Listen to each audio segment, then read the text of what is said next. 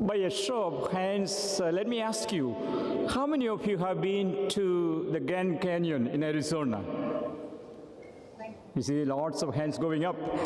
Well, I remember my emotion on seeing the Grand Canyon in Arizona the first time about 25 years ago when I was new here in this country. My whole being was thrilled by the awesomeness of it all. I took hundreds of photos trying to capture the vision, the emotions, the experience, and the wonder of it. Later, I realized the futility of such photos when I came home and tried to explain to friends what my experience had been.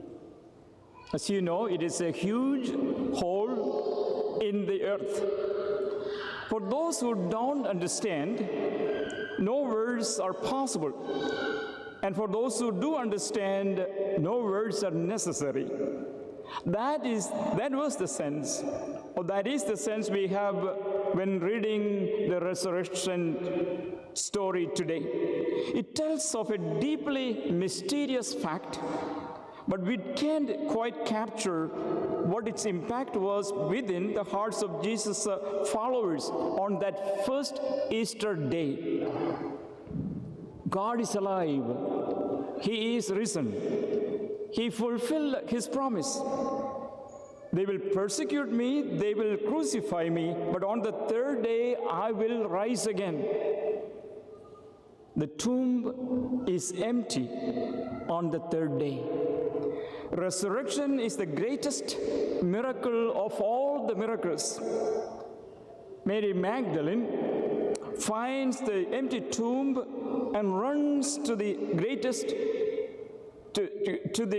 apostles to tell them her astounding news. Are we like Mary Magdalene, who told the others the good news of resurrection? Or are we like the apostles who responded immediately by running to the tomb to see for themselves the great mystery of God's salvation? The discovery of the resurrection of Jesus for me came in moments of darkness and desolation when I cried out to God for help. What could block us from seeing the reality of the resurrected Jesus? It could be an addiction, a compulsion, or some hidden and dark secret that was never shared with anyone. We all have our moments when we cry out, my God, why have you forsaken me? But God does not forget or forsake us. And the darkest hour is just before the dawn. As Pope Francis declares, we are called to be the people of joyful hope, not doomsday prophets. Because of the resurrection of Jesus, we can all have hopeful joy and go out to share it with the whole world. I would like to present 3 R's for your reflection today, which I shared with the newly baptized in our Easter Vigil last night. There were 14 people that were baptized and joined the Catholic Church last night here in a beautiful celebration that took about 3 hours. It was very solemn. And at that celebration, I recognized them and I gave them 3 R's for their reflection. They are: rejoice, reunite, and run. Rejoice, reunite, and run. Rejoice because this is the day the Lord has made. Let us rejoice and be glad. That's what the reading says. The season of Easter is a season of rejoicing. Let us rejoice and be glad because the Lord is risen. We should be singing at the top of our voice, Hallelujah.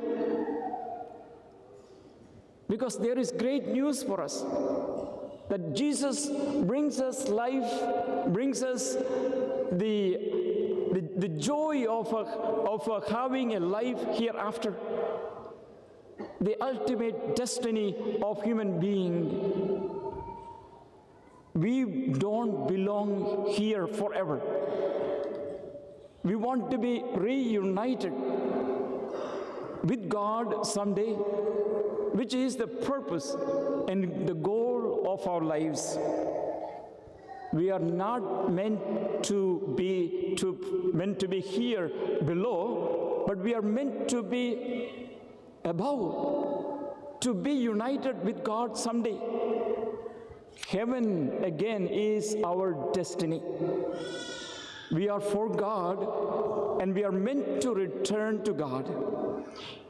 If you are one of those who left the Lord during the dark hours of your life, if you are one of those who abandoned God during the Good Friday of your life, or if you are one of those who rejected, betrayed God, today is the best day to reunite with Him. And the final R, the third, is run. Run like Mary Magdalene. Run like Peter and the other apostles. We must be excited and run to announce the good news of salvation. Running is a missionary gesture. It signifies the importance of what we are bringing. We can't postpone, we can't delay the message.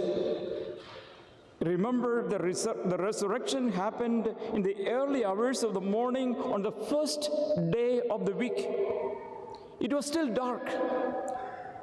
Dawn means morning is coming. Dawn means sunlight is on the way. St. Augustine said, "We are Easter people, and Alleluia is our song." So let us sing once again with that loud voice together, Alleluia, Alleluia, Alleluia.